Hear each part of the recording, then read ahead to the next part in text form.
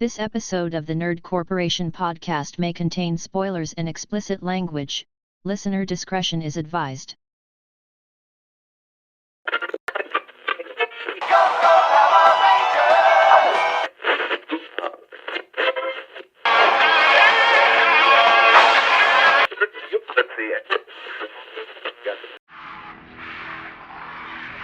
Some motherfuckers are always trying to ice skate uphill.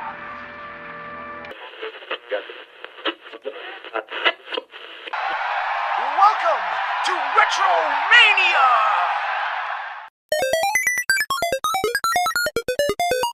We are the Nerd Corporation.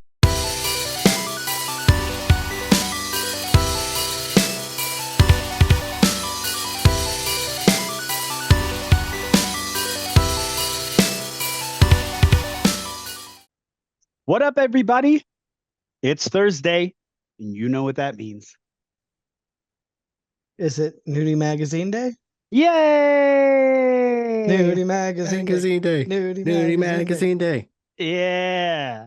Unfortunately, it is not. Oh, It's podcast day. now I'm just disappointed. now I don't even want to do this thing. I'm not mad. I'm just disappointed. My name is Eddie Lyon, and he like do cha-cha. With me, as always, is Nick Lewis. Oh my God. And Derek Reese. Touch each other in the celebratory way. Yes, please. Especially on Nudie Magazine Day. Yeah. Let us Circle jerk. gingerly touch our tips. Dutch rudder. Dutch rudder, right? Cole couldn't be with us. He has what we like to call the cold and flu mud butt. We wish him a speedy Merry Christmas. right? We wish him a speedy recovery, but also you could have still done the show, pussy. And we are the Nerd Corporation.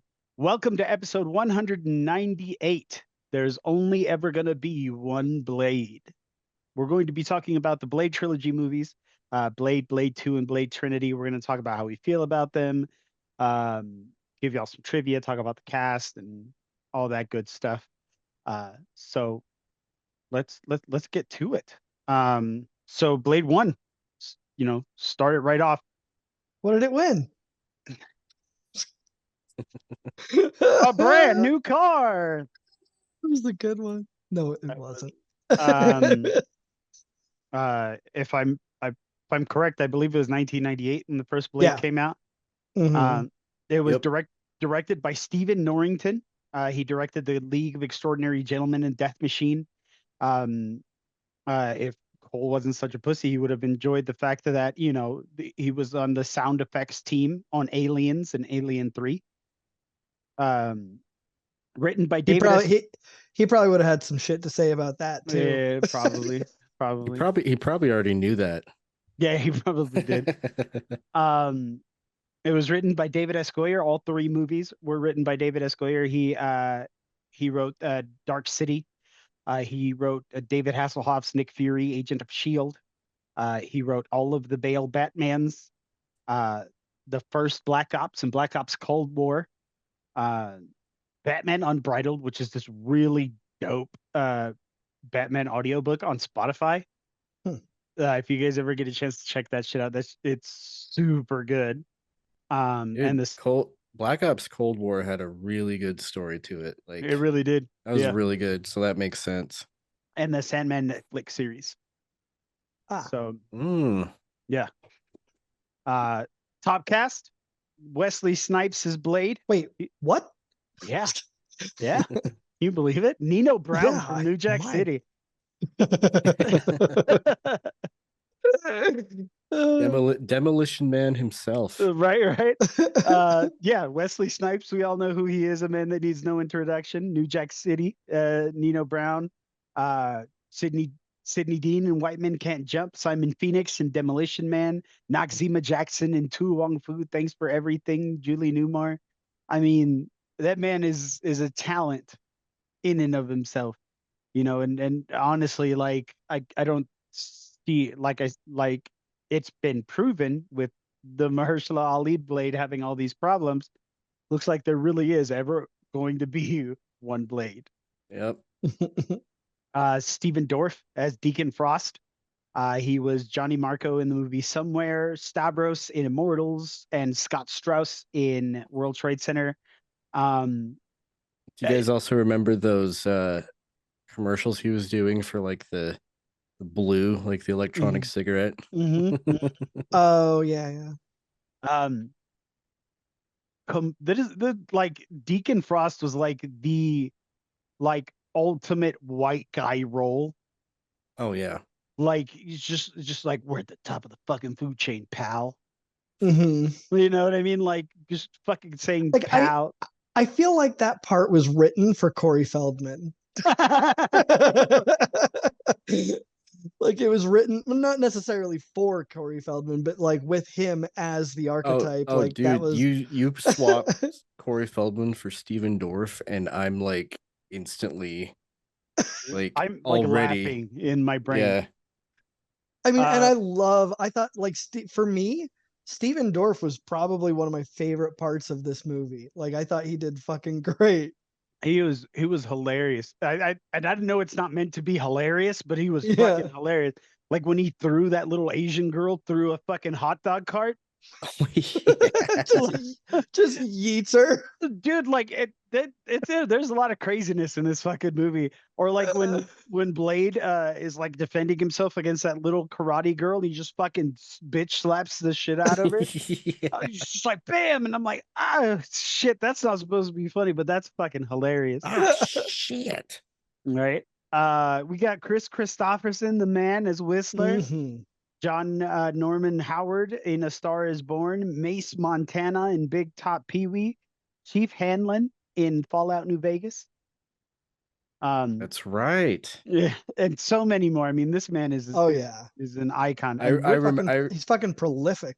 I remember when I found out that Matthew Perry was a voice in Fallout. oh yeah, That he that prompted me to like look up. look through every other video game that I was playing and be like, oh, I wonder like who's a voice in this Mhm. one. Yeah, And I came across him and I was like, no shit, dude. right. It was just weird. Yeah.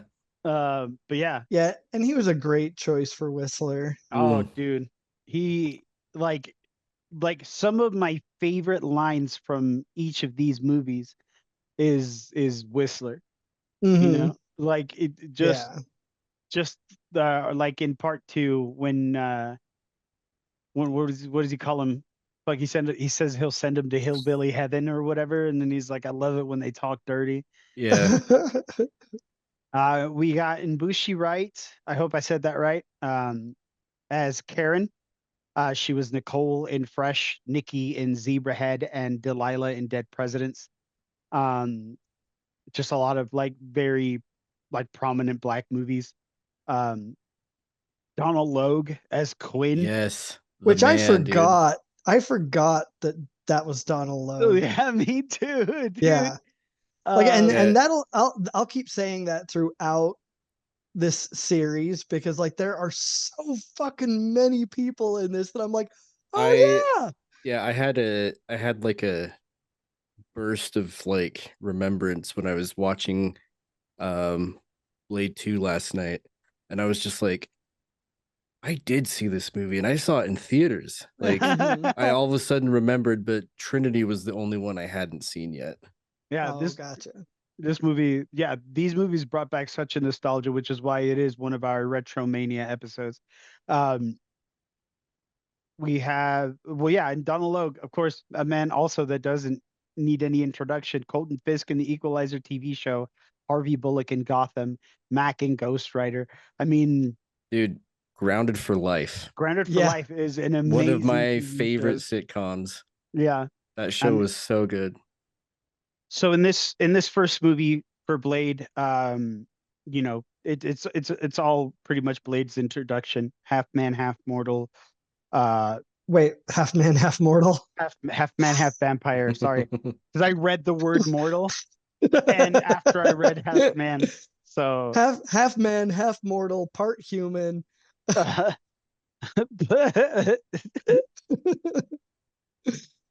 um, so in the first movie, a half vampire, half mortal man becomes a protector of the mortal race while slaying evil vampires. Steven Dorff's character is obsessed with finding the blood god La Magra. Yeah, because he's basically just sick of like, why aren't we like, why are we living in the shadows? Why are we hiding? We should be the dominant race. Like Right. these are fucking cattle. Like these are our food. Like why are we making deals with them? You know, and Yeah. Yeah. there's this whole tribunal of vampires who have lived the same way for hundreds of years, and they're like, well, this system works. This is what it is for us, you know, and So our he's just the only young whippersnapper upstart right. He's the he's the guy that's coming to gonna take over the shake up the business. system. Yeah, It's the Che Guevara of vampires. and which really worked out Big well, I think, for the Pigwa movie. vampire. Take of it. Um, but yeah, you know, Blade is a his mother was bitten while she was pregnant with him and gave birth to him. He became what everybody calls the daywalker. He, you know, isn't allergic to sunlight. You know, he has all of their strengths and none of their weaknesses apart from the The bloodthirst. thirst. Yeah. You know, which he uses a serum to counteract the symptoms of.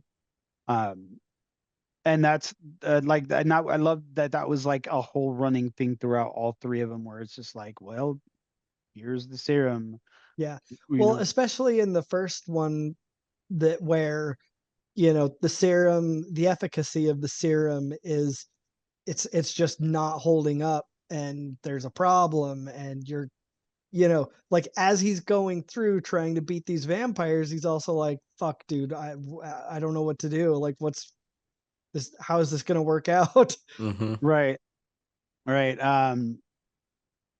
And so, you know, while he's dealing with that, he comes across, in Bushi writes, Karen, who was bitten by Donald Logue. Um, and if for some reason he doesn't kill her, he brings her into it brings them to the man cave, to their headquarters or whatever. And they save her, and she becomes a pivotal part in creating a better weapon, like the I'm trying to remember the initials, the NDTE or the NDTA. I can't remember if that. It's something like that. I think it's Uh, NDTA. That sounds about right. yeah, correct us in the comments if we're wrong. But uh, she's also a hematologist, so she was able to, I think, create a better way for him to He get was his. also able to create like a cure-ish sort of situation for Yeah, people who had been bitten, not yeah. for pure bloods, but yeah. And of course, so you know, it's becomes this whole fight between him and Deacon Frost, and you know, it's the race against the clock to see, you know, will Deacon Frost become the blood god? Will he become, you know, or you know, will Blake get to him first? Um, it was a really solid story, I think. Hmm. Uh, Hmm. Well, for and it was a nice little, turnaround where the entire movie, everybody, anytime it had been brought up, well, Blade's mom died in childbirth, he survived, she didn't, et cetera, et cetera. And then when you get to just before the climax, when they've gotten Blade taken hostage, you find out that, oh, not only is his mom alive, she's also joined up with Deacon Frost. right, and she's completely gone. Like there was like the weirdly Little erotic. sexual, Bro, I yeah. thought she was I thought she was gonna seduce him, dude. Like I was like Yeah. like it was just like this I weird, mean, she's like, hot, so like get it, but right. also like And you don't have a personal relationship with her, just don't have no babies. Right? Like it's weird, just like this like reverse Oedipal fucking Yeah. weirdness between the two of them that was just kind of And off-putting. it was blessedly short, but just long enough that you were like, ugh. That's uncomfortable. That's uncomfortable. Another one of my favorite parts of the movie was uh when they throw Karen into that pit with her old boyfriend in it. Oh yeah. I remember that. I remember that creeping the fuck out of me. Yeah. Just because Do you It's ever just think about us? he's Tell like me, just Karen. he's just like talking to himself before he sees her. Yeah. Yeah. Tell me, Karen. Yeah, I have Um, second thoughts about us. yeah, and you know, that's the other really just major scene that I think about anytime I think about Blade 1 is when he throws that hand weapon that's bladed on both sides. He, you know, hucks that around and just kills everybody in that room, just like Oh yeah. Yeah, The just like glaive. in the beginning yeah, scene where he throws it. Yeah. yeah. Uh, It just occurred to me, but like that's so iconic and yeah. Um, but yeah, uh, I this is one of the movies that I remember like the most.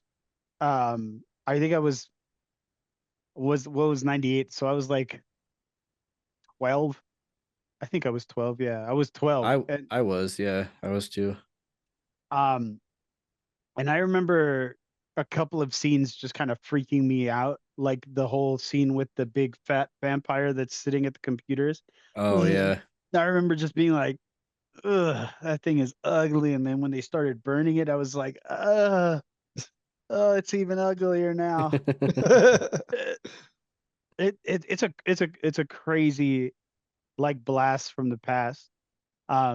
Just seeing like the especially as far as like the sound of the special effects go, because like some of them held up and others didn't. Oh dude, Yeah, I was yeah. watching when I was watching this cuz I just bought them on Apple TV because it was 15 bucks for all three of them and I was like I'm probably going to want to watch these again at some point. Yeah, yeah, yeah. And just watching it um part part of the time I was watching it I was like oh it like some of this doesn't look like it was a movie that came out in 98. Like it looks like it was Right. like recently. And then I saw some of the special effects and I was like, oh yeah, that's really bad. That's That's really 19. bad. I mean, that Yeah. was peak back in the day, Back right? then, yeah, you watch it now and you're just like, Ugh. oh Like, yeah, they made these. yeah. Which I mean, and it's interesting that a lot of the special effects do look so good. Like you can tell they poured bucket loads of Oh, money into yeah, this, you know. Um, absolutely. by the way, I don't know how far down the cast list you're going. But did you see who played Raquel? Yep. Yeah, Tracy Lords. Yeah. I Yeah. didn't even notice Her name that. her name Bubbles. Yeah. No, yeah. I did like that was one of the things that I remembered the most. Yeah, I actually didn't remember that at all. I did because um for some reason throughout my entire life since I was 12 years old, I can remember her vividly. No matter what, anytime someone says anything about Blade, I remember Osaskis. Like the word that she says to the other fucking vampire person. I don't know why, but out of everything, like if you could, like if like the moment that the movie Blade is brought up, that's the first thing that pops into my brain. It's Posaskis. That's funny. Dude, I don't know why. there was a movie that I watched with my friend Neil. 'Cause I'm trying to like look at her discography and remember what it was, but we'll do this thing where we just pick like an actor or somebody that worked on a movie and like watch all the movies that they worked on, like go through Oh, their nice, IMDb.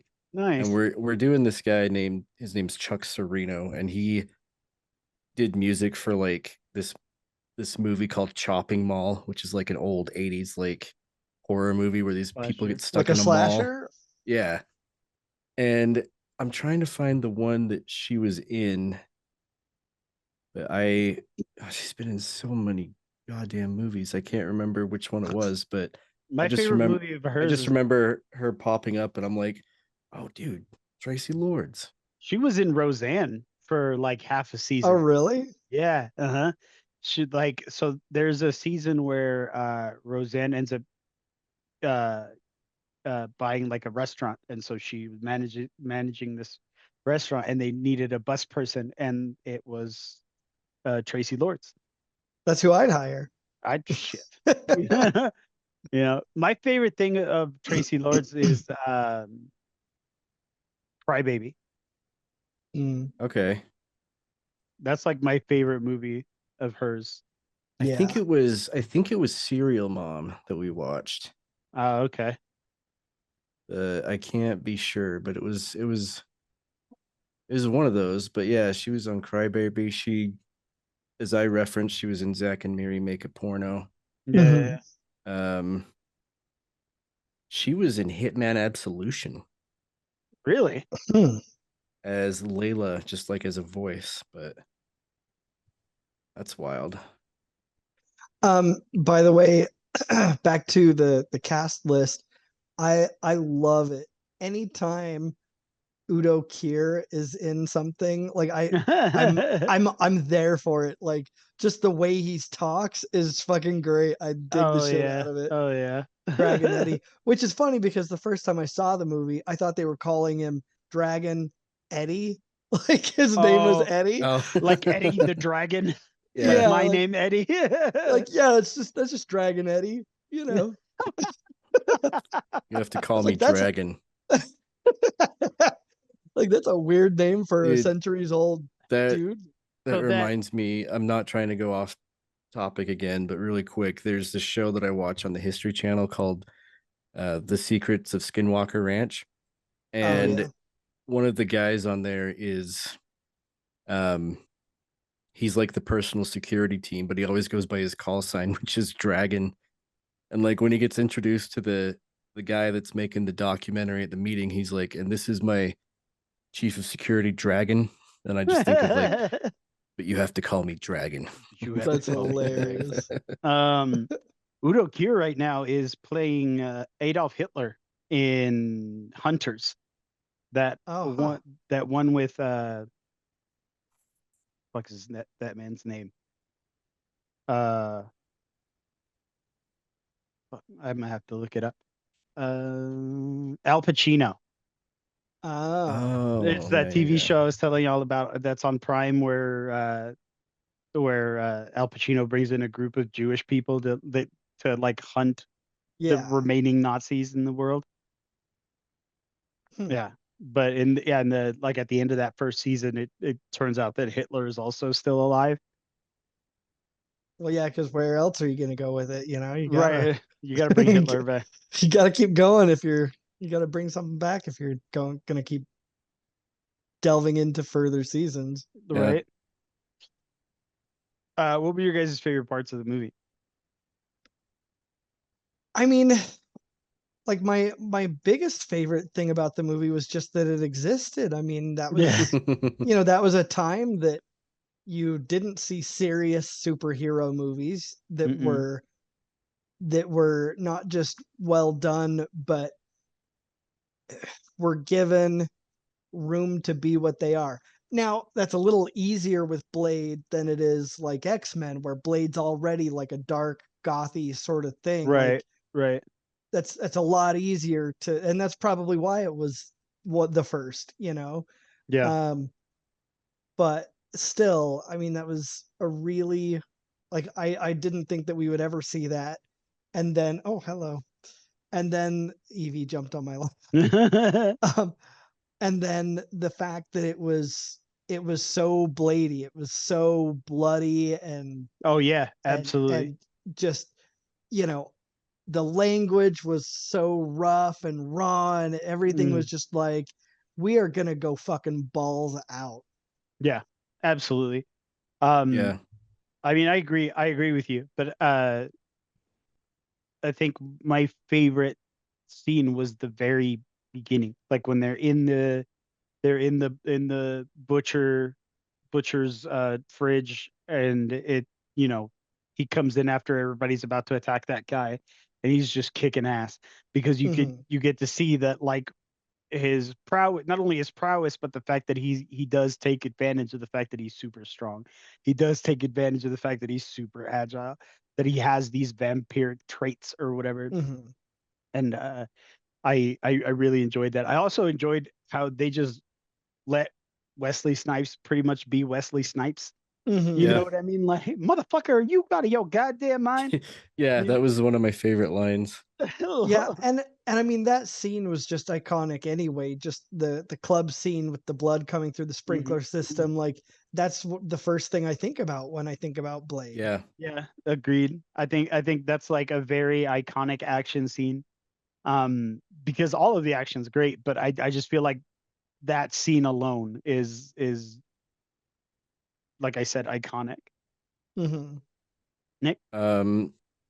There's a couple parts that like kind of stand out to me. I just looking over the IMDb page with like the little movie vignette that's playing on the page or whatever.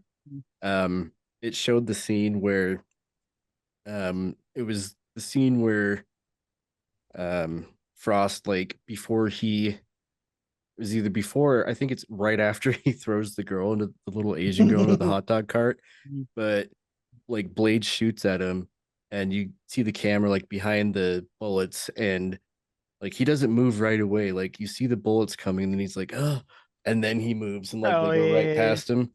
But I think my favorite little scene was when he's fighting Frost at the end, and is it um Karen that like throws him his sunglasses Oh yeah. And and he he Yeah, just yeah. like he catches just like them like catches them and puts them on. I mean that's also iconic Blade, you know. that, Yeah. or just anytime Donald Logue was on screen, just like just Yeah. being a goofy motherfucker. Dude, Like, he was so good. Like he yeah, was the penultimate not penultimate, the like quintessential, yeah, quintessential like 90s henchman, like like Mhm. right 90s hand.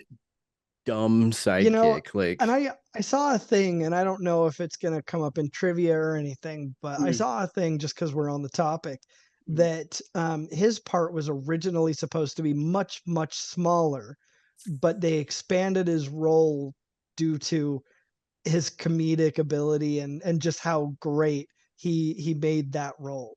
I wouldn't doubt it. I wouldn't doubt it. But while we're on that subject, we might as well get into some trivia for Blade number 1. yeah, I was just kind of skimming over this one. Um, that's the scene where Quinn, who's played by Donald Logue, attacks Karen in the hospital. Says it features a lot of screaming, but says we knew something was wrong when he started yelling too. So during the tussle, he fell face first onto the hard floor and completely dislodged his jaw. Oh my Oh, god. It said he'd broken it in an accident years prior, and opening his mouth too wide and too fast can unhinge it. don't you mean disloged his jaw? Get it? Because it's Uh, Donald Logue. So I'm so proud of stupid. that. they were filming Sorry. in an abandoned hospital, but had to rush to a real one. Quote, but I've got this guy who's dressed as a third-degree burn victim, essentially naked, running in with his jaw hanging down. That's so great. So no, Um, seriously, the only thing wrong is his jaw. Where yeah, everything Yeah, else is just all just makeup. everything's Don't worry okay. about it. he was not on fire. um, Uh, real quick, and this is just a thing that on the IMDb it lists it as a goof, and it's funny because like it's one of those things that I noticed immediately when they get the 13 vampires together to complete the ritual. um that Mercury chick immediately kills one for mouthing off, right. Mm-hmm. but then there were still 13, and I was like, oh, I guess they made sure to bring extra. Well, I mean, there were supposed to be 12, so they brought Or 13. 12. Oh, Yeah. okay. Yeah, they were Yeah, supposed to be that's 12, right. That's and they right. brought 13, and yeah, she killed one. Like, oh, cool. That like it's cool that you guys covered Yeah, your tracks, we but we thought in advance. Yeah. right. When David S. Goyer first pitched the idea of doing a Blade movie, the executives of New Line felt there were only 3 actors who could possibly do the role, and it was Wesley Snipes, Denzel Washington, and Lawrence Fishburne. So, could you imagine either of the other two doing I Blade? mean, I don't know. It's one of those things that, like, if that's what we got, then that's what would seem normal, I think Right. But I think Denzel could do it or could have done it. Yeah, Denzel probably. I don't know. I think he's too serious. Well, not serious in like the Wesley Snipes Blade serious. Like he's more of like a classical type of acting. mm, yeah, I don't know, Would have man. really flexed his chops then. Right. Stanley originally had a cameo that was ultimately cut from the film. He played one of the cops that came into the Blood Club during the aftermath and discover Quinn's body on fire. Just imagine like Stanley walking in, just going, "Jesus Christ, what happened here?" It's a real Um, bloodbath. so here's something interesting. Whistler, Chris Christopherson's character Whistler, was created for Blade's cameo on Spider-Man. So he actually was a Harley Quinn sort of situation Oh, that's uh, kind of cool. for the 1994 Spider-Man the animated series. He was That's liked rad. so much by Marvel CEO that he was adopted into the Marvel universe. That's way cool. I like that a lot. Hell Right? yeah. Yeah, this really adds to the thing I was saying about Donald Logue, but Quinn originally had a much smaller role, but he was so funny on set that his character was expanded and he was allowed to ad lib a good portion of his dialogue. That's rad. Yeah. I really like that. Yeah, I don't Uh even know where I heard that, but it wasn't IMDb. I just heard that out in the wild somewhere. I don't know. yeah. I was watching a lot of shorts about it as well. Like I'd Mm, looked up the trailer and I'd looked up like the ice skate uphill scene for our right. intro here. And so they were like, "Hey, did you know that in Blade?" Like all of a sudden. Yeah, it So must have that's been where I was. something like that. Let's see. Wesley Snipes became attached to the project because he was in discussions with Marvel Comics to play the Black Panther. The movie adaptation, of course, was released 19 and a half years later as part of the Marvel Cinematic Universe, but without his involvement.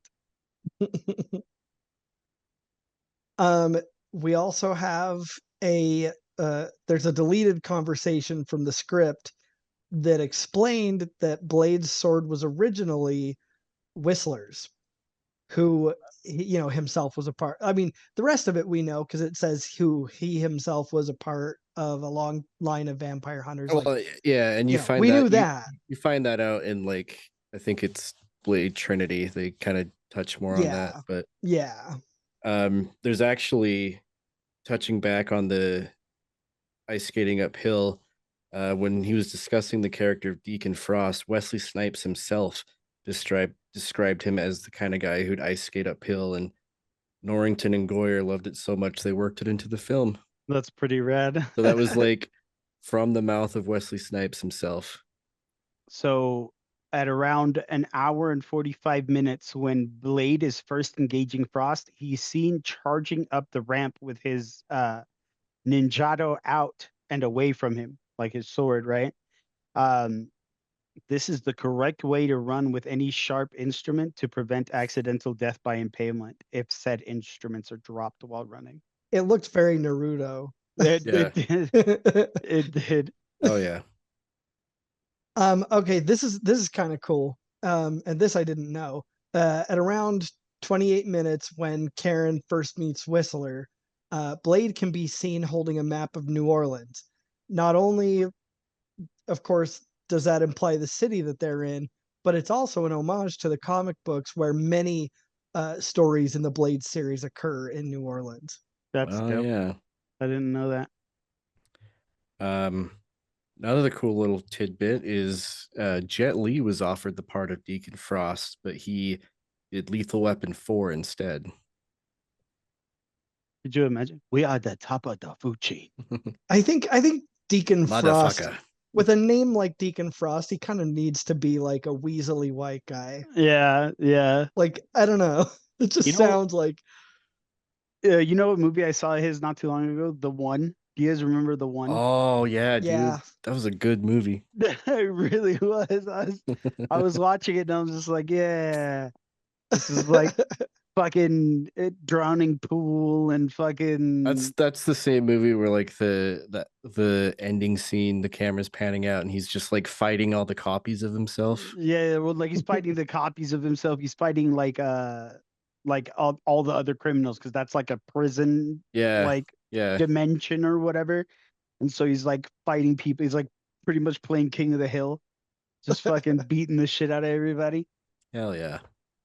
Um, what a cool movie. I mean, it direction, writing. I mean, it really like it really does like set the stage for like serious superhero movies Mhm. to come along. Of course, they Um, ignored that. right.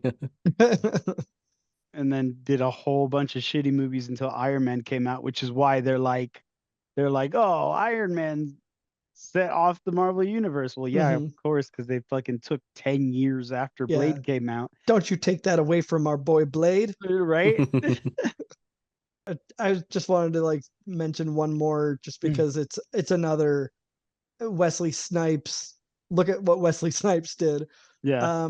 Apparently Karen was supposed to be a white actress, but Wesley Snipes encouraged them to hire a black one. Oh, good. Yeah. That's good. Yeah. Like hell yeah, dude. Mm. All right. Well, with that, we will go to Blade 2, directed by Guillermo del Toro. Which I had no idea when Yeah, his name say. popped up at the end credits. I was like, "What, dude? No way!" Of course, another man that needs no introduction, Mimic, the Devil's Backbone, which is one of my favorite like horror movies. It's from Spain, and it's some little kid becomes an orphan and goes to this crazy ass orphanage where just like a bunch of like evil shit is happening. Um, Hellboy, The Shape of Water, Pan's Labyrinth. I mean, this man has done it all. What was the name of that series that he did on Netflix? I can't remember. Uh, Cabinet of, Cabinet Cab- of Curiosities. that's right, Cabinet of He Curiosity. also did that really weird Pinocchio movie, Mhm. Oh which was yeah, insanely cool. Like it was so different. Like Pinocchio like performs for like Mussolini or whatever. I'm just like, dude, yeah, what am I watching? yeah. It was a wild. That was a wild movie. Yeah. And then in this movie, Blade is played by Wesley Snipes. I don't know if you knew Oh, that. yeah. Well, I mean, little bit of trivia. He played Blade in the last movie too. Oh, yeah. Whoa, no Yeah, way. yeah. You guys aren't gonna believe this, but he played him in Blade Trinity as well. Oh man, that's crazy. Of course, written by David S. Goyer. Top cast, of course. Returning as Blade is Wesley Snipes. Returning as Whistler is Chris Chris. Christopherson. We have Norman Reedus as Scud.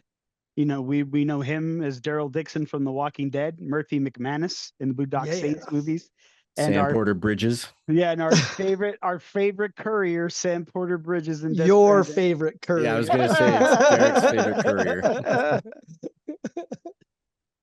We have Leonor Valera as Nissa. She was Camilla Reyes in Agents of S.H.I.E.L.D. Nada in Tarantino's Hell Ride. Odd Thomas's mother in Odd Thomas. Um, Oh, that's right. uh, That was a good movie. yeah, dude, the people, I completely forgot all of the people that were in that Mhm. group in this movie. Ron Perlman is Reinhardt. I was like, you Uh, better not disrespect my boy Ron Perlman. no, the Hellboy movies, Optimus Primal in Transformers: Rise of the Beasts, not Beats. Ron Perlman. It starred Rain I Wilson. hope I'm not out of line for saying this, but Ron Perlman looks like a gorilla. He does. Yeah. He really does. What else was he? He was Floyd Campbell in the Black Ops 3 Zombies, Sons of Anarchy. Sons of Mhm. Anarchy. Yep. Yep. I mean, this man also prolific.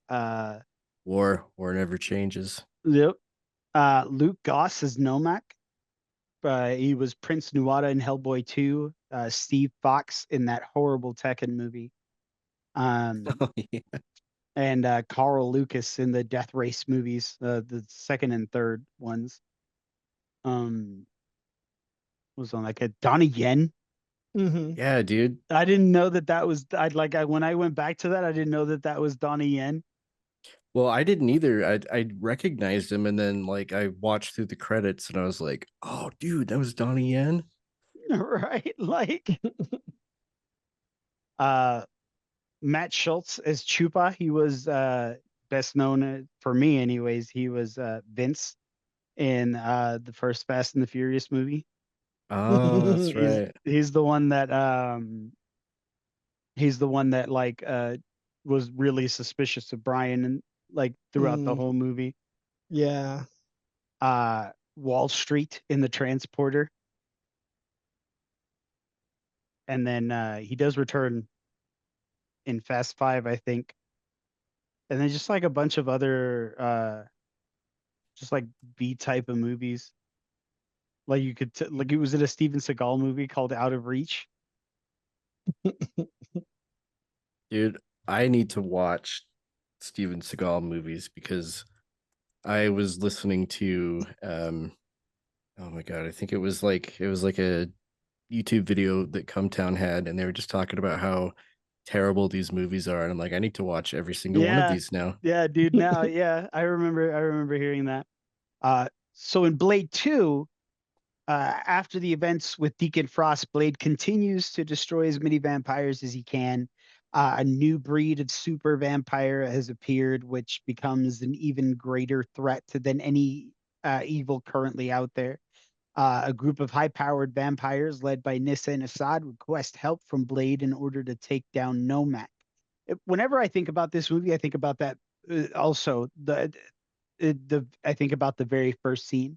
Um, it's Nomak and he's kind of coughing and he's sitting Hmm. down in a waiting room at a blood bank and the guy's like you can give as much blood as you want, they don't care here, like you can even bring in a jar if you have to, and he's just like Yeah. got a jar of his own blood, right? And they're like they bring him in and they're like, so you know, no next of kin, no family, no one to contact, and there's like nobody, why am I eligible?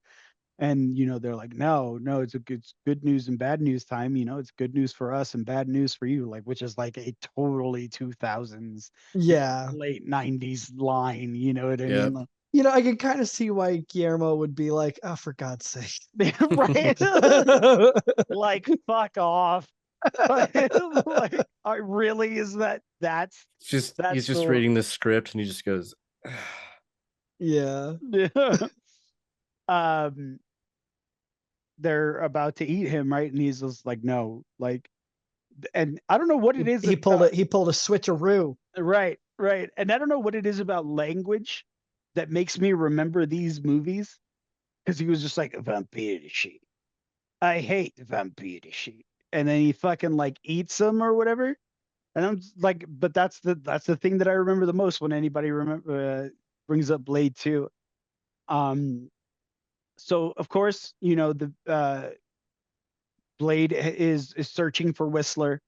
Um Turns out he didn't die in the first movie like everybody thought. He was very much alive. They kept him alive, and that's been his focus for the last 2 years since the end of the first movie.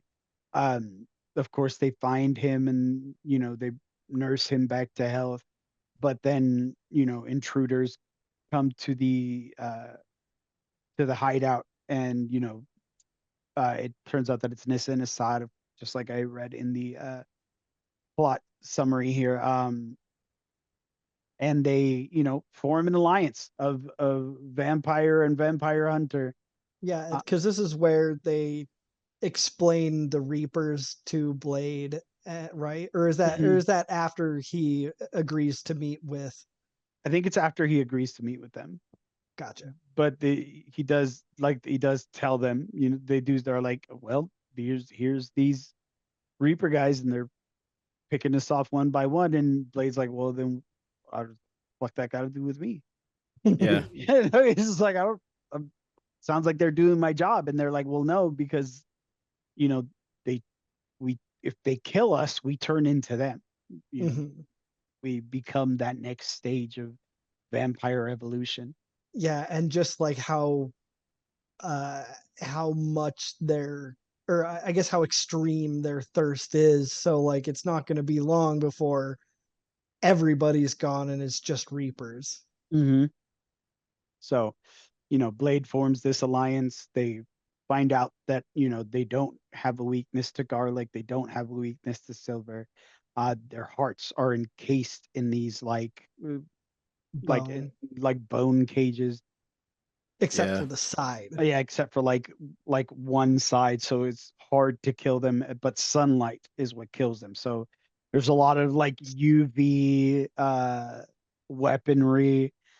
Um but yeah, like this movie is for me was more cool imagery than it was good action or, you know, uh like dope lines. It was a lot more like, oh yeah, that's a cool looking vampire dude. Yeah. Hmm. That's a dope spot that they're in, or Yeah, I mean like the upgrades and new weapons are great. Like and that's something that I like throughout the whole series is that, he's not just constantly using the same weapons. They do change weapons throughout, mm, which, you would expect them to have to evolve and change things over time based on what the vampires get used to and they're like, "Oh, well, we know he's going to do this."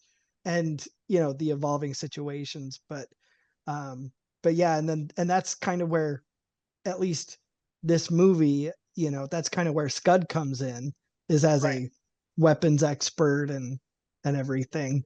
Um, so yeah, he gets summoned to the Shadow Council, and that's when they explain the whole situation. Join the Blood Pack, which is tenuous relationship at best, Right, because right. the Blood Pack was created its To hunt origin was Blade. to hunt Blade, and Yeah. now they're Yeah. having to work together, so it's you know not ideal. But yeah, that's and then we've got the Reaper threat finally being defeated, and it's kind of fun though that right before that we find out like, oh well, these Reapers, they weren't just an anomaly, they weren't just evolution. Right. The vampire created them Yeah. Mm-hmm. Yeah, to yeah. because he was what, just trying to weed out their weaknesses. I guess they were just jealous of Blade and Yeah, yeah, yeah. trying to Yeah. weed out their weaknesses, and it was a failed experiment on Yep. his own son. Yep. So this movie was super cool too, just because you see that new line of vampire that is, taking everything by storm. And Like vampire Like eating squared. vampires. Yeah. yeah, and I loved all of the like the back and forth with him and the team or whatever, just to Hmm. talk his shit. Or and I love that, like the back and forth between Chris Christopherson and Norman Reedus, just the whole like, you're an old Yeah. man, and he's like, you're a piece of shit, like basically. Dude, I uh love it's the scene where Blade is fighting, I believe he's fighting Nomak, and they're like in the old building, and there's like the scaffolding and like the Oh, oh like yeah, at plastic yeah, the yeah, yeah. hanging down Mm-hmm. from it, and like the camera pans out and shows them like jumping around, but it does not look good. Like It's clear. it's Yeah, just not good at all. just like the scene with the guard lights with when Yeah. him and Nissa are fighting. And you could easily tell those moments where he's like jumping off and like doing all kinds of Yeah. flippy shit. Like you could tell that it's like not him at all. No, Like no. it's just like all CG, and it's like, man, like you like. And I remember even then, like watching the movie and being like, oh, that's kind of CG, but that's pretty cool that they made that CG. But like now I look Yeah. back at it and I'm just like, yeah. wow, bro. Yeah, like you can instantly tell right away. Just like, oh, okay. Like this is the direction they went. Um, yeah. Well, so what? My favorite part of the movie is when Scud pretty much exposes himself. He's just like, yeah, man, I'm a fucking turncoat. That bomb's a dud. Yeah. And he's like, nah, the bomb's not a dud. And he's like, oh fuck. Just fucking Yeah. blows up. Yeah. I mean, I was gonna say that was my favorite part too. Me too, actually, when he just looks down and goes, great. And then Yeah. And you can Actually, I easily knew it the second they turned you. yeah. Uh it's crazy because like you can easily tell that that's one of those moments where they like cut, ring the dummy in, and then like explode because you can see the cut happen yeah. just like real quick. Uh that's so funny. Um so we'll head into the trivia portion. Donnie Yen was also the film's fight choreographer. Oh, no Yeah. shit. Yeah, I did not know that. This is crazy. Over 30 members of the cast and crew were temporarily blinded by the misuse of UV lights in the vampire autopsy scene. Okay. Oops. Idiots. You fucking idiot. Uh, Looks like here Scud wears a T-shirt featuring the logo of the Bureau of Paranormal Research and Defense, a reference to Mike Magnolia's Hellboy comic from 2004, the film adaptation of which Guillermo del Toro directed and Ron Perlman starred in. That's Yeah. pretty cool.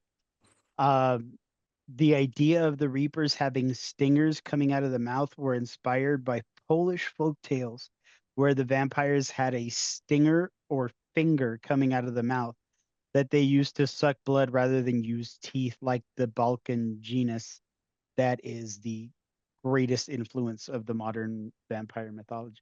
Can you imagine if they had fingers? Like if it was a finger, it was Yeah, that'd be so. Let me just tickle you here. just I tickle you. Gonna I, get you. I tickle them. I like to tickle them a lot.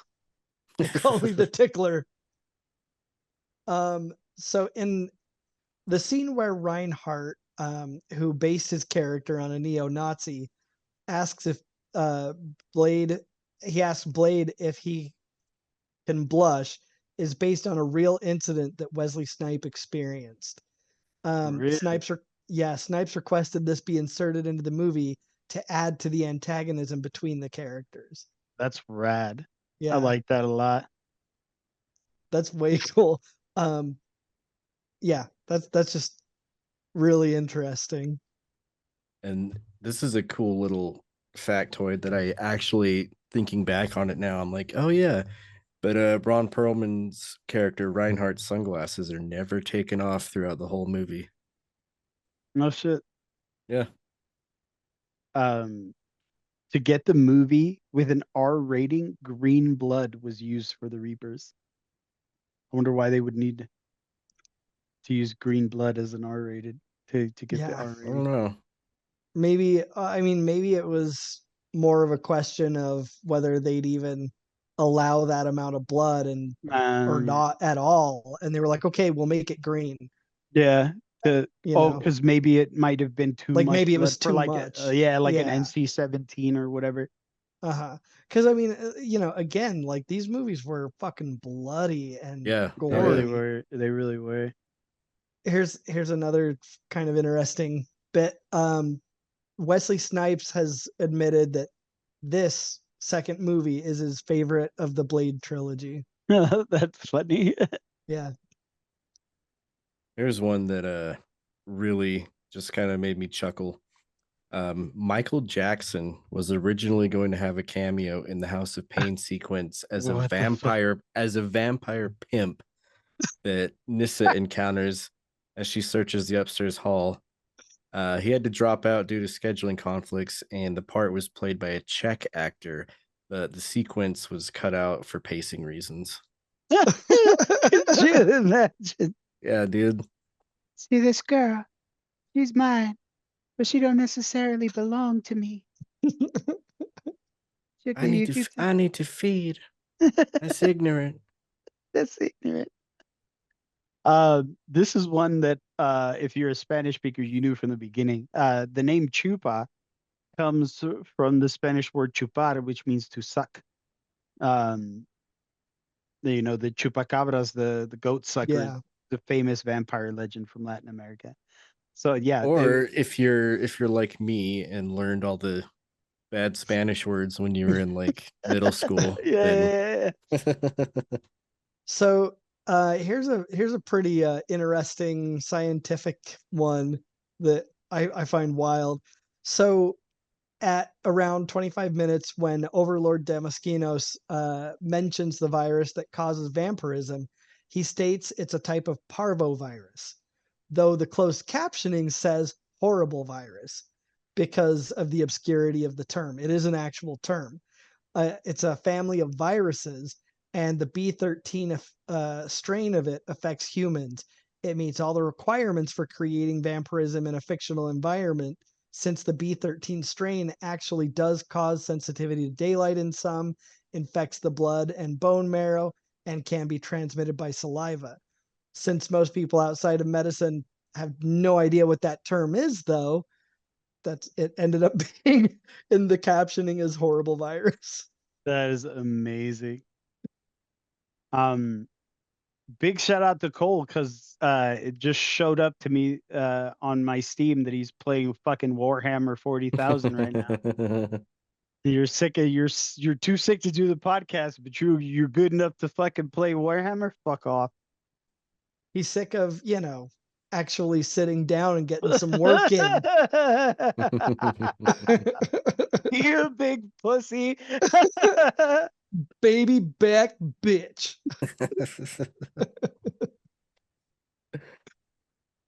The original script contained a sex scene between Blade and Nissa. Hey. Oh. Hey.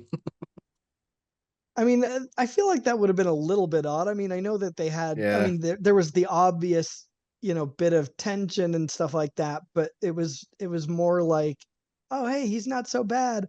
So it seems like a sex scene probably would have been a little overboard.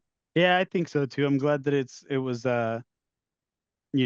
it was that was one of the things too that I really liked about the Blade movies, where it was just like you could sense that there might have been some tension with these leads, Hmm. with these women leads, but it was never anything really confirmed, or it It was was just like kind Right. of a will they or won't they, Yeah. yeah. Scud is ordered by the blood pack to hold open a reaper's mandibles while they're Oh, right. dissecting. Scud is reluctant, but Blade calls him a sissy, so he goes ahead with it. It seems out of character for Blade to back a bit of vampire bullying in favor of his human companion, but the end reveals that Blade knows that Scud's a double agent, so he doesn't really give a damn about Scud. um so during the fight with Nomak in the church part of the House of Pain, the stained glass window is actually a replica of Doctor Strange's medallion, the Eye of Agamotto. Oh, that's Um, cool. yeah. As a fan of the character, Guillermo del Toro expresses interest a few years later in developing a Doctor Strange movie with Neil Gaiman, but the project was rejected by Marvel at the time. All right. That would have been sick. It would have been dope. Let's see. Tim Curry was considered for is it Damaskinos? Yeah. Yeah. Can't remember how to pronounce it, but that would have been something. Certainly would have been something. Could you imagine? In the DVD commentary, Guillermo del Toro said that he paid homage to Dr. Manhattan from Watchmen and the book I Am Legend. A Reaper explodes similarly to the way Dr. Manhattan explodes, and the heroes were bombarded by Reapers, much like the zombies' bombardment in I Am Legend. Mm. Hmm. So this is kind of fun. Guillermo del Toro doesn't have very many good things to say about screenwriter David S. Goyer, and points out some groan-inducing dialogue in the DVD commentary, though he admits that such bluntly expository lines as "Now you've got an explosive device stuck to the back of your head" are beautiful in a way. Del Toro also points out several CGI shots that he hates, most notably the final sequence of Blade's duel with Nissa against the Godlights. So That's yeah. funny. Yeah. See, it was just so, yeah, it was just cringy. Yeah. Um, but this movie was, I think this movie, contrary to Wesley Snipes' you know, Love for preference, it. yeah, preference, is the least favorite of mine. Like Yeah. none of them are Yep. bad. None of them are bad to me. But like if it were to go in order of importance, it'd be 3, 1, 2. And which is weird because like the third one is touted to be like uh the worst one out of the Yeah, three. it's the curse of the three. Like Yeah. Mhm. you try and make a third movie of something and it's just not as good. Yeah. But the third one is my favorite one. And then this one's funny because this leads into I was gonna save talking about this for when we get to Blade Trinity, but the scene where Yeah. God. Scott, Good old Scott. uh, Scud offers Blade a joint, which he declines. Snipes would later cause problems on the shoot of Blade Trinity by, amongst other things, staying in his trailer smoking weed. Like, apparently, he was like the worst person to work with on Blade Trinity from like what I've seen on Reddit and stuff like that. That's crazy. Like, he was kind of just a piece of shit, but I Uh I, I just thought that was funny because it's like yeah. none for me, and then later on, it's like I want to smoke all the weed. And with that, we move on to Blade Trinity. Um, written and directed by David S. Goyer. Um, David S. Goyer also directed Zigzag, Da Vinci's Demons, and Foundation. Top cast, of course, Wesley Snipes returning as Blade, Chris Christopherson returning as Whistler, um, Dominic Purcell as Drake. Which I 100% forgot that he was in this. I had no idea. I mean, uh, granted, I back then I wouldn't have even really known who he was. yeah, same here. Yeah, I've been rewatching Prison Break actually. So Oh as soon yeah, as he that's came on right. screen, I was like, Link, Yeah, Link the yeah, Sink. yeah. Lincoln Burrows in Prison Break. Seamus in Equilibrium, and our favorite anti-hero Mick Rory in the Arrowverse. Yeah, yeah. Um, Jessica Biel as Abigail Whistler. Hmm. She was Erin in the remake of the Texas Chainsaw Massacre. Mary Camden in the Seventh Heaven TV show, um, which is funny because I've been watching a lot of series of TikToks about that show, Seventh Heaven, Oh and yeah. just like how crazy it was and like how out of pocket it really is.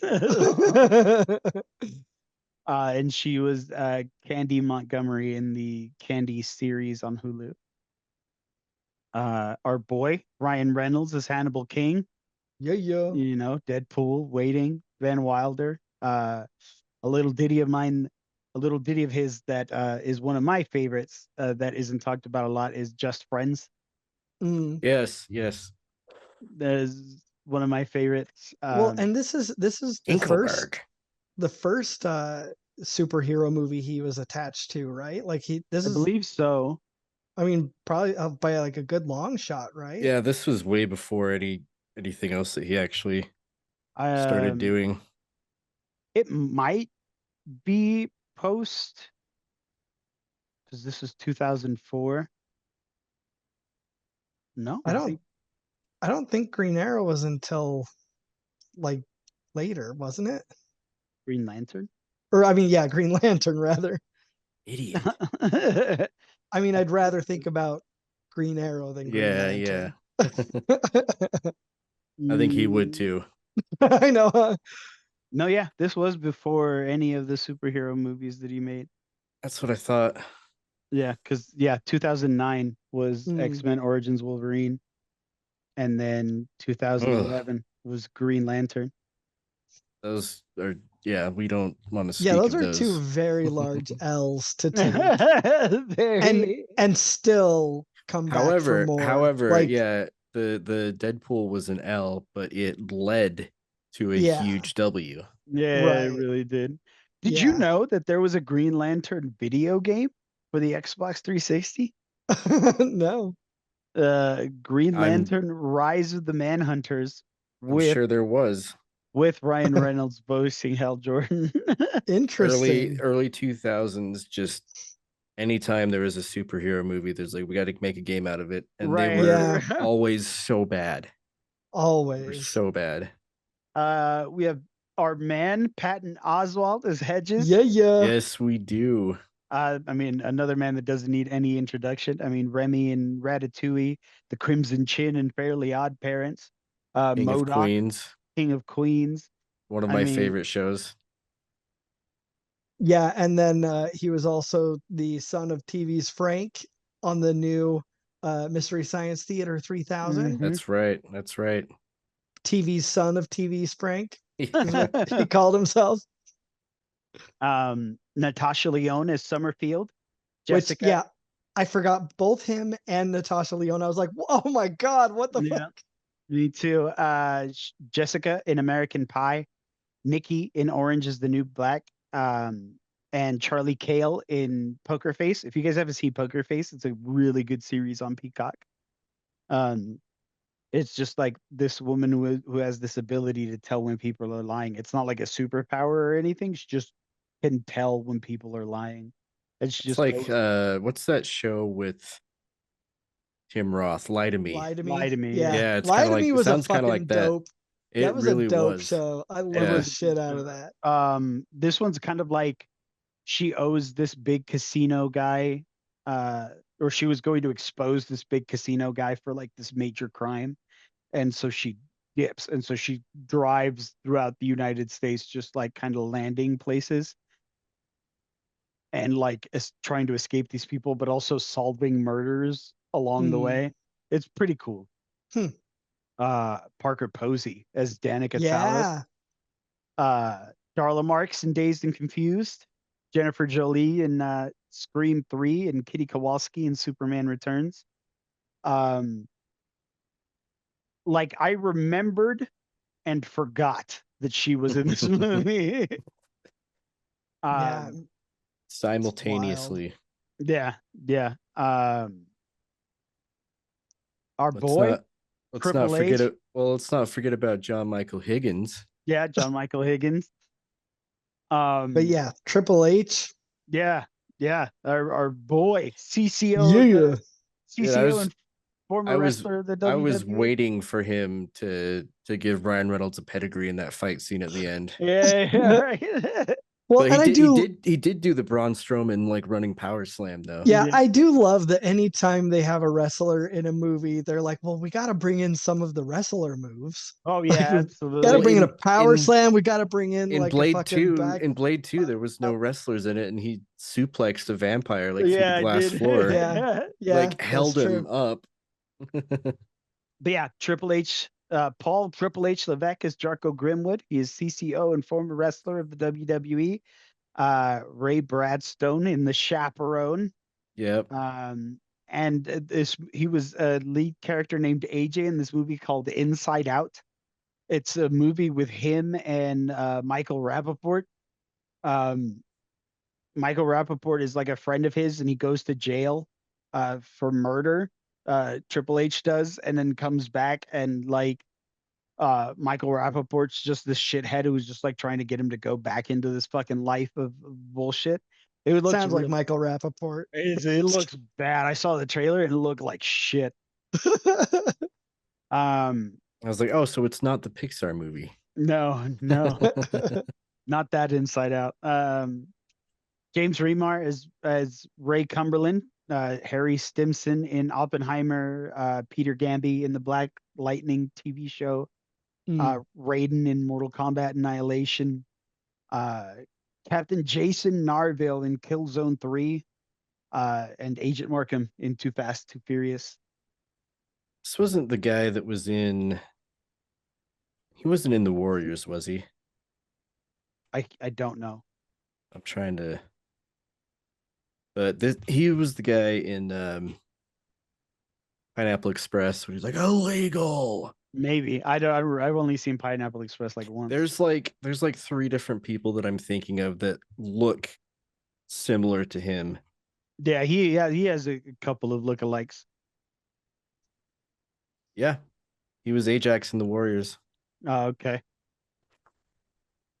Um, so in this in the third and final installment of Blade, you know, they're off doing their own little, vampire thing, as they always do, and um, with the advent of media being what it is, and uh, being able to get caught on camera for things.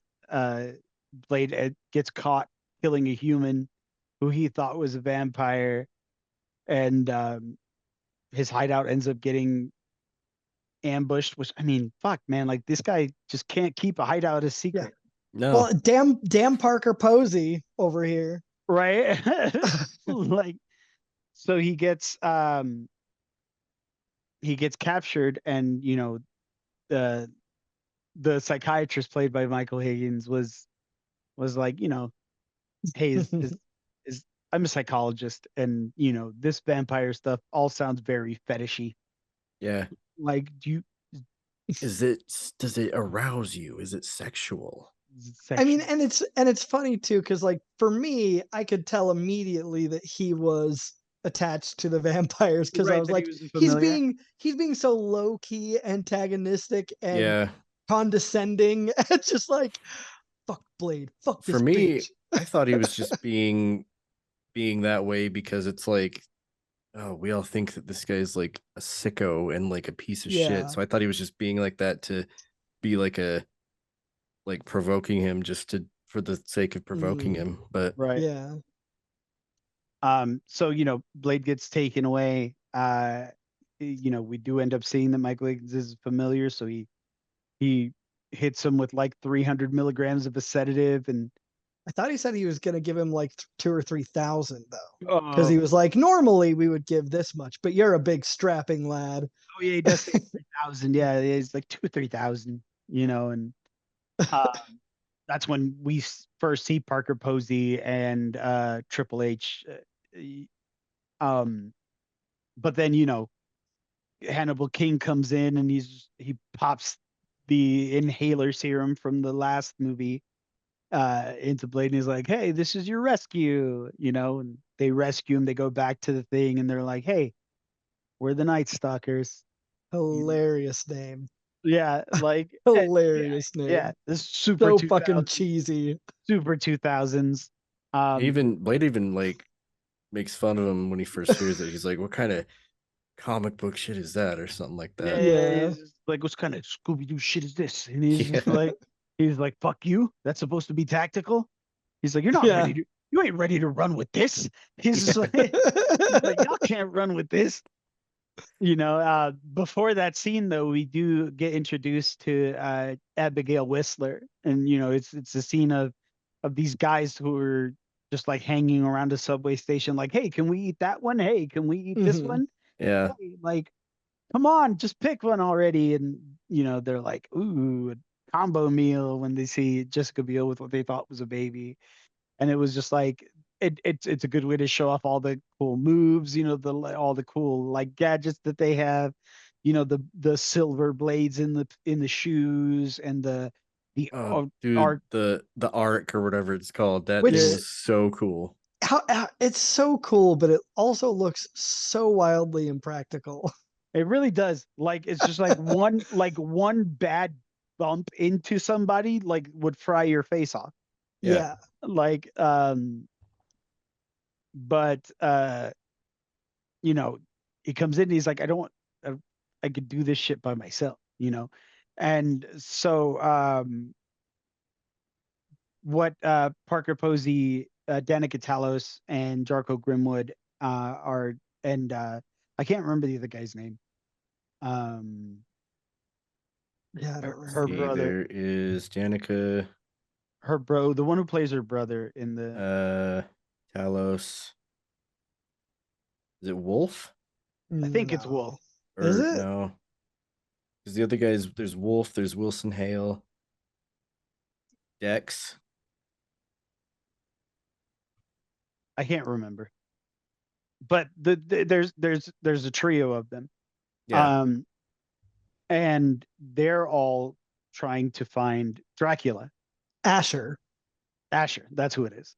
Asher. So Oh they're yeah. all trying to find Dracula, and they fucked around and found out. You know what I mean? They find him, and it's just so funny because like they're like, yeah, his name's Drake. Yeah. I was like, okay. Like he goes by every other name, Nosferatu, Dracula, the Lord of Blood, and Drake. And Joe, you know, Yeah, just like it just was very fucking 2008.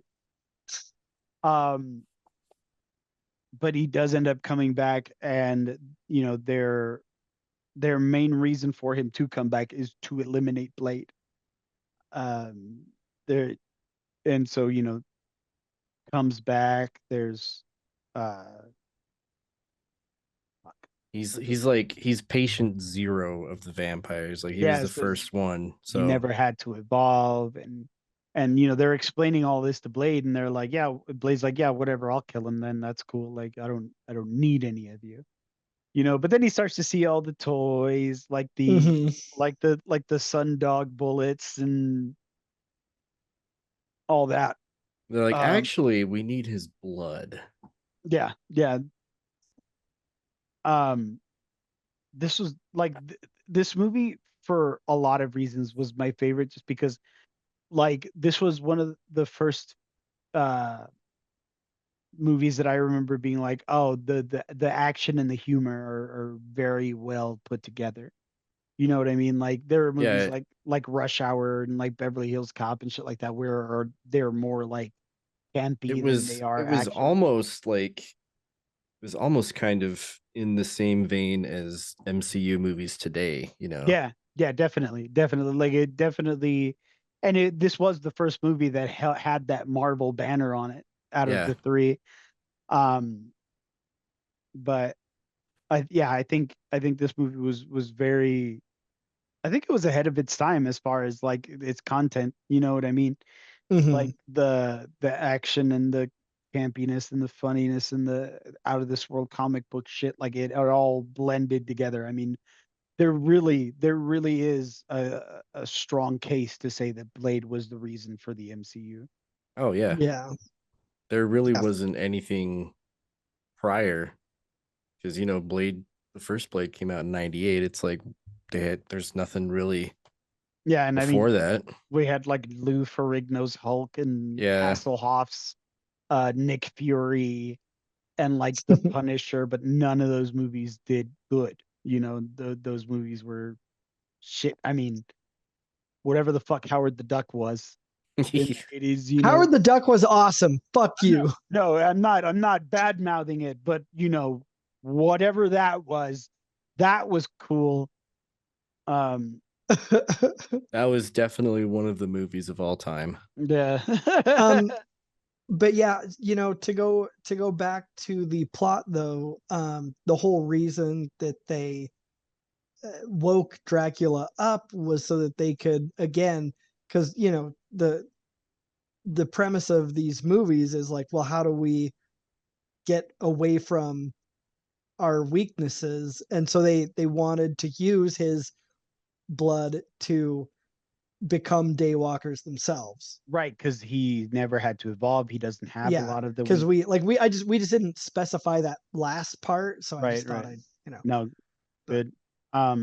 One of my favorite things about this movie, like, and this goes into the whole like, funny things that weren't supposed to be funny. There's a moment in in the movie where Blade tells Abigail, don't hold in, Yeah. all your Use pain. it. Use it. You're right. Don't Use hold it. in, don't hold in all your pain because, Natasha Lyonne's character Summerfield had just I think I know the part that you're gonna admit. so she's like he's like, don't hold it in, and she's like, well, there's like a knife of sadness in my heart. And as long as it stays in, I'm okay. But if I pull it out, I'll die. And Blade doesn't answer her. He just kind of walks away like this. I ain't trying to hear none of this shit. And Oh, just dude, walks off. the part that I thought you were gonna say that was was funny is after spoiler alert, Right. after Natasha Lyonne's character gets killed and Jessica Biel is like holding her. That's when he's going like, use that. And then the camera pans out and they just show Natasha Lyonne and she's just Yeah, that was like her funny eyes are too. open. I was like, dude, that's not supposed to be funny, but oh my god. This movie is the reason I said cock juggling thunder cunt for a good portion of my life. Oh, dude, I'm going to be saying horse humping bitch from now until I die. That was my favorite part is I'll set it up here. It's when they capture Hannibal and he's getting interrogated by Parker and Triple H, and they're just mouthing off to each other, and Hannibal says something and goes, "No, you horse humping bitch!" And the look she gives him, she's like, "What the She's fuck did you yeah, just say to me?" she's like Like, like out like, of all the shit that he like said to visibly her, confused. Like that, and that makes me think that that was unscripted, and she was legitimately like, "What the Yeah, fuck?" like yeah, what in the world are you talking about? dude, that So I laughed so hard. real quick, I want to talk about the endings, um, just because did not know this. Apparently there are multiple endings. Right. So there are like for Blade 1, there was this whole thing where Frost becomes this like giant swirling blood monster, and they had the CG like in old footage, and he's just like he becomes this big like swirling tsunami of blood, and then every once in a while like his body comes out like Mhm. a ghost, and he's just like, I'm gonna fuck you up, Blade. And back to being a blood tsunami. Yeah, Hey, so I'm glad that that wasn't in there. yeah, like what was the resolution of that? Like how did they win that? Like, Yeah, yeah. And you it know, like apparently it didn't test well with the focus groups too, so they had to like uh scrap it and do it all over again. so so with Trinity, um, you know, they have their final fight, right? And he stabs him with the Daystar arrow, Uh-huh. right? Yeah. And as he's dying, he says, "Sooner or later, the thirst always wins." A very, 2000s line. Oh But yeah, Yeah. very much so. Good old so David S. Goyer. yeah. So it says from here there are multiple endings, and I'm just reading this off of IMDb. But Yeah. um, it's the theatrical ending is, as Blade fought honorably, Drake gives him a parting gift by transforming his dying body into a replica of Blade's. The FBI retrieves the body of who they think is Blade, and thus their manhunt ends. And then, just as they begin the autopsy, Blade's body reverts into that of Drake's. That's Um, that's the one that's the one that I saw. Like, is that's the one that that's they no, stuck that's in the the movie? yeah, that's the theatrical. Yeah. So I was just gonna go through that super quick. And then Hannibal's voiceover, says that You know, off to Blade's fight. alive somewhere doing his thing. Hmm. Um, then we have an unrated ending where the body is retrieved by the FBI and it's Blade's, but he's not really dead. Drake's body is nowhere to be seen, hinting at his survival. At the morgue, Blade sits up abruptly, attacks the FBI agents, and appears ready to bite a nurse on the neck. The ending is ambiguous as to whether Blade retained his humanity or, you know, had given into his vampire thirst, as Drake predicted. That's And the then one I there's, saw. yeah, okay. And then there's a third ending called the werewolf ending, What? where, yes, so get this, the Daystar virus circles the globe and wipes out all vampires. Blade walks off into the sunset, his long battle finally over, and then the final shot is of the Night Stalkers battling a new enemy, werewolves. Dude, Blade 4, Blade 4. Right? I Okay, mean, and fucking wild. the ending is something I wanted to touch on too, because um I was excited to watch these movies because I wanted to see the CGI eyes on Blade at the end of Trinity. Mhm. They weren't there. Yeah. Yeah. They like got rid of it or something like that. Mhm. Like they scrapped it, and I was like, no, that's I wanted to see like him just laying there with his CGI eyes open, Yeah. and I was so disappointed to not see that at the That's end. that's Yeah. crazy. I saw it, yeah, because the version that I got was the unrated version. So I saw that second Okay. ending where Blade gets up and he's just like beating the shit out of all these doctors. It's like it's so funny. Yeah, I must have gotten the theatrical one Yeah, I got the from theatrical Apple. one Yeah. that Thanks, Uh, Apple. sailed the high seas for. So see, and I sailed the high seas for him too, and I got the unrated ending. You thieving sons of bitches. Hey man, motherfuckers are broke these days. yeah, you got to do what you got to do. Like, Um, yeah, and just I like not to be too well. I'll just wait because it's trivia stuff that I find absolutely hilarious. But anyway, We can just launch right into it. well, wait, I want to tell Oh, you, so my favorite part of the whole movie, which is I feel like one of the fucking coldest lines of this movie, is when Zoe, Natasha Lyonne's daughter, she's captured by Dracula and them, and she looked Dracula himself right into his shit and was like, "My friends are coming to kill you." And yeah, I was like, she looked him in the windows of his soul. straight into his soul, and was just like, "Nah, my friends are coming to kill you," and that's that. Well, it's like, and he says, like, "Do you know who I am?" And I can't remember what she says, She but she calls him the doesn't. Gnome King. Yeah, she yeah, doesn't yeah, call him like Dracula, like Yeah, she's yeah. From the story from the that she was, Oz. yeah, Yeah. um. Well, with that, we can jump right into trivia. Derek, would you like to start? sure. Um, this is just fucking hilarious. One of the commercials for the film was recalled after one day of airing because it accidentally credited Jessica Biel as Jessica Alba. They don't even know who's in their fucking movie. Fucking idiots. Fucking idiots, dude. Come Fucking on. idiots. Speaking of Get your Jessica shit Biel, together. she inadvertently destroyed a camera costing more than $300,000 Oof. when she fired an arrow directly into the camera's lens. She was directed to aim for the camera, which had a plexiglass shield in front of it to protect it, except for a small opening in the front of the God lens. damn. Biela had perfected her archery skills while training for this role to such a degree that when she fired the arrow at a distance of approximately 50 feet at the camera, as she was directed, it went directly through the lens and into the camera itself, destroying A it. small hole, a small ventilation shaft.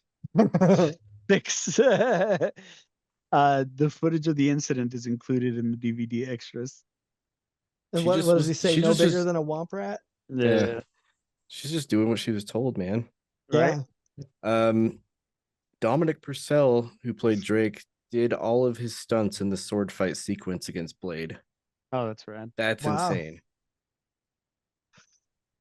So according to Patton Oswalt, the production was so troubled due to studio interference and that Wesley Snipes appeared to have some sort of mental breakdown. Um, he refused to speak to David S. Goyer and would often not come out of his trailer. He would only respond to the name Blade, and if he communicated with anyone, it would be via post-it note. Oh my Um, god. Ryan Reynolds corroborated this while promoting the film, saying that Snipes would ignore the entire cast, but he once acknowledged Reynolds by saying, "Keep your mouth shut, you'll live longer." That's crazy. Um, Only Wesley Snipes. right? Yep.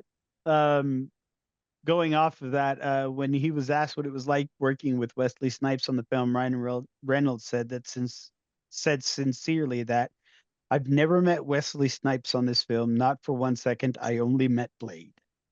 20 years later, Reynolds reached out to Snipes personally to portray Blade in Deadpool and Wolverine, which Snipes accepted.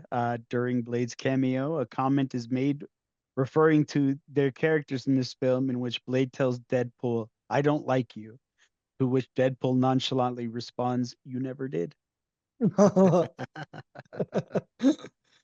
The old barge that the Night Stalkers use as their lair was originally a floating McDonald's restaurant built for Expo 86 held in Vancouver. Huh. Floating Interesting. McDonald's. Yeah, that is very interesting. In 2005, Snipes sued New Line Cinema and David S. Goyer, claiming that they did not pay his full salary, that he was intentionally cut out of casting decisions and the filmmaking process, despite being one of the producers, and that his character's screen time was reduced in favor of co-stars Ryan Reynolds and Jessica Biel. Damn. Yeah. I mean, I can kind of see why they might have reduced your screen time if you're a fucking nightmare to work with. Right? And you didn't ever want to come out of your goddamn trailer. Just smoking weed in your trailer all day. And communicating through post-it notes that you signed Blade. Like, fuck off. Stephen Norrington had at one point considered returning to direct this film, but he changed his mind after reading the script, which he didn't like. Well, and on the back of that, sorry to jump ahead of you, Nick, but Blade 2 director Guillermo del Toro passed on the film when his dream project Hellboy was greenlit. So he also could have been directing this movie. But at about 45 minutes in this movie, the girl in the vampire gift shop is wearing a tank top featuring Phil Campbell of Motorhead, the band that recorded Paul Levesque's theme music for WWE. Time to play the game. Have you seen that video of the black guy singing it? Time to play the game. Oh, like all operatic. Yeah. Speaking of, Triple H impressed the producers with his work ethic and camera presence. New Line insisted that extra lines be written in the script to make his role bigger. Aw. So both Wesley Snipes and Chris Christopherson, who at the time had become good friends after working on the 2 previous installments, were reportedly unhappy with this movie and with David Goyer's script decisions. They felt that too many characters were added to the universe and that Blade did not need any sidekicks besides Whistler. That's funny. Yeah, so they just wanted to lone wolf the whole thing and be the alphas. Do you guys stick around for there was an after credit scene for this movie? Oh, I just read about it though. I'm Yeah, gonna have to go back and cue it up. It's the only film in the trilogy to contain a post-credit scene, like many of the Marvel's cinematic universe. I mean, spoilers. It's not really much. It's just Blade driving away. Oh, okay. Like just like it was like just Blade like driving through the city. Like I was like, there can't be much to allude to because we know there's not going to be any other Blade after that. So yeah, so it's just him like driving, and it just like the camera just like pans to him driving away. Did you know that Paul Levesque is also a professional wrestler known as Triple H? No. I knew I had seen him somewhere before. The one I wanted to use though is a quote from Patton Oswalt about the movie. He said, "If you just sit and watch Blade Trinity, it's a D-. It just doesn't work. But if you know what they went through to get that movie made, it is an A+. The fact that that movie exists puts it above Citizen Kane." And it says he's friends with David S. Goyer, and he said that Goyer agreed. Like, of course he's going to agree. And that's what's funny though too, is that like they went through hell to get this movie made, and they're going through hell to get the new Blade movie made. Yeah. And yet people are acting like, oh well, that just means it's a piece of shit and it shouldn't be made. And like that doesn't at all necessarily translate to that. So shut up. I'm 100% like on board with Me the too. Marshall Ali Blade movie. Like I want to see that happen. Absolutely. Yeah, Absolutely. I hope it hasn't been like quietly canceled, like Yeah. I've been seeing around. And you know what? Even if it is, that doesn't mean that it won't get, picked back up Yeah. you never fucking know. You never know. Um, I just wanted to throw this out because this is hilarious. Um, an early idea that David S. Goyer had for the film um, was that it would be set many years after Blade 2, where vampires had finally achieved world domination and enslaved all humans, with Blade being the last hope for humanity. His slower aging, of course, explained by vampire blood and everything. Like we know about that, but Right. the storyline was deemed too dark and was later dropped. I mean, I'd have been down for that. I'd have been down for World War V. Like, Yeah. Yeah, right. This isn't really necessarily trivia, but just one thing that I noticed or whatever. I don't know why, but I have this thing where if somebody in a TV show is like looking at a phone screen or whatever, I like to pause and like just kind of look at their screen just to Mhm. I don't know why. mhm. But when Abigail Whistler was like setting up her playlist, I was like looking through it. There's like a lot of like DJs on there, but I did see that there was like a chunk of like Jurassic 5 songs. Oh, nice. And I was like, hell yeah, dude. That's rad. In 2016, uh, Underworld actress Kate Beckinsale stated that a crossover sequel to Blade Trinity with the Underworld film series had been in development, but was canceled after the film rights reverted to Marvel Studios in 2012. Mm, We could have had a Blade Underworld crossover. that would have been Dude, dope. that would have been awesome. Um Apparently this was the shortest Blade movie at 113 minutes, Hmm. Hmm. which I Uh, just kind of figured they were all just like a couple hours long, you know? yeah. Did you know in the comics, apparently Hannibal King was a vampire? He was turned by Deacon Frost, actually. Well, in So, the movie it says that he was one of them. well, yeah, but he had the familiar um tattoo, and like it was heavily implied that it was Danica that had turned him, and that Oh was yeah, his. that's right. Okay. Yeah, I Yeah, was like they touched on that. And of course his yeah, tattoo is like right. right here, It's dude. obviously gonna Got be to show down off by his that dick. that dick Yeah, V. Yeah, yeah. right. um, so another early idea that David S. Goyer had was to not only include Hannibal King, but also a female character called Rachel Van Helsing from the uh, Tomb of Dracula comics. uh, uh. Um, but of course, then he heard about the Van Helsing movie and decided against it. So that's why he created Whistler's daughter. Ah, Yeah. Hmm. well, that's cool. Thank God for Whistler's daughter, because Boy, boy howdy. um, what these movies were so like I can't even think about like I wish there was a more emphatic word for cool. You Mhm. know what I mean? Just because like that's literally what these movies are. Like there's vampires and killing and action. This movie was just cool. Yeah. Like all of them were home runs in my book. Third one being my favorite just because Ryan Reynolds and because of Triple H. Yeah. Um, Mhm. it's so funny. I was reading through the trivia, and one of the trivia things was like Triple H, does a wrestling move called I the did running power slam. that's what I read that little snippet from. Like, did you know that he's also a professional wrestler? uh, And back then too, like that was still the heyday of like all the cool DVD things, all the cool extras and right, things like right. that.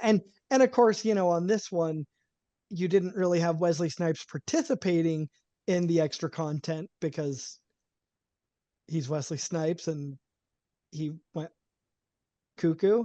He But he was going by Blade at the yeah, time. right. He went a little off the reservation. But like one of the trivia things that I read said that on the special features disc, if you click up, there's a vampire hieroglyphic that you can Yeah. highlight, and it Yeah. accesses a hidden movie. Like just all of these fun little things that we used to do with physical media that you just Don't now. Yeah, there were just look them up now. they did stuff in movies where like yeah, there was a certain moment, and if you like clicked play or whatever during something, then it would launch into like something else. Yeah, and nobody did DVD extras like New Line Cinema. Oh yeah. New Line Cinema, like when they did the Austin Powers DVDs, you know, the Blade DVD. I remember that hieroglyph thing in the Blade DVD. Like nobody was dope with it like New Line Cinema was. Yeah. Oh yeah. Yeah, and remember like all the little games that they would put in the extras too, and like all Yep. that shit. Commentary, Anyway. like I loved watching commentary.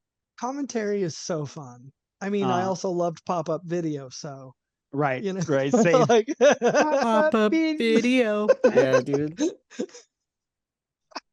So great. I mean, these movies were a great part of my teenage years. Like teenage. Dude, yeah, in some movies they would just one of the extras would just be the whole movie, but just with commentary over it. Yeah. Yep.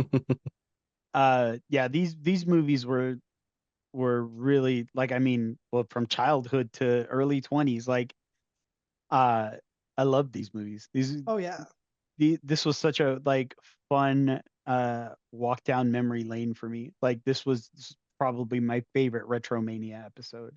Well, yeah, and I mean for such a long time, because I mean we had a few things in the 90s like Teenage Mutant Ninja Turtles and things like that, but like for such a long time this was the only comic property movie series that was taken seriously and that was given like the love it deserved. Oh yeah, absolutely. I mean, there's not much more that I can say about it. Are you guys any last thoughts before we wrap it up? I also did laugh at the scene where um Hannibal's getting chased by the two Rottweilers and little Pomeranian. Oh, and he just moves out of the way and they just fucking crash through the wall or the window and just fall and to the street. It was so good how Triple H later is like, have you seen my dog? Yeah. He's like, have you tried the lobby? The other part that I laughed at, like really, like just like belly laugh, stupidly laughed at, was when it was at the very end when the virus, or not the virus, but like the antidote is going out, and it starts hitting Parker Posey and she's on the stairs and he's like, hang on, kitten, I'll go get help, and he just like runs up the stairs. That's a good one. That's a good one. No, you won't, dude. What are you doing? If it's been a while since you've seen these movies, go back and watch them. If you haven't seen these movies, watch them. Obviously the CGI isn't going to hold up, but I promise you these are great stories to watch. Yeah, they are. And a lot of it does. Like a lot of the CGI is pretty passable. Yeah, it really is. It really is. So you're gonna notice that it's not great, but it gets the job done. Yeah. So we all recommend it. That concludes our episode. We hope you enjoyed it. As always, you can follow us on social media. On Facebook at the Nerd Corporation, a podcast. On X and Instagram at Nerd Corp Podcast. Or you can shoot us an email at nerdcorppodcast@gmail.com. And since you're watching on YouTube, please don't forget to like, comment, share, subscribe, hit that little bell icon. We want to get into as many nerdy ears as possible, and that's how you help us. If you love us and want to support what we do, consider supporting us on PayPal, paypal.me/nerdcorppodcast. We want to have the best loot, give you the best giveaways, and give you the best nerdy experience, and that is the best way to do that. So, from all of us here and not here, playing fucking Warhammer at the Nerd Corporation, we thank you. We love you. Keep it nerdy, y'all. Bye. Bye bye. Fucking Warhammer.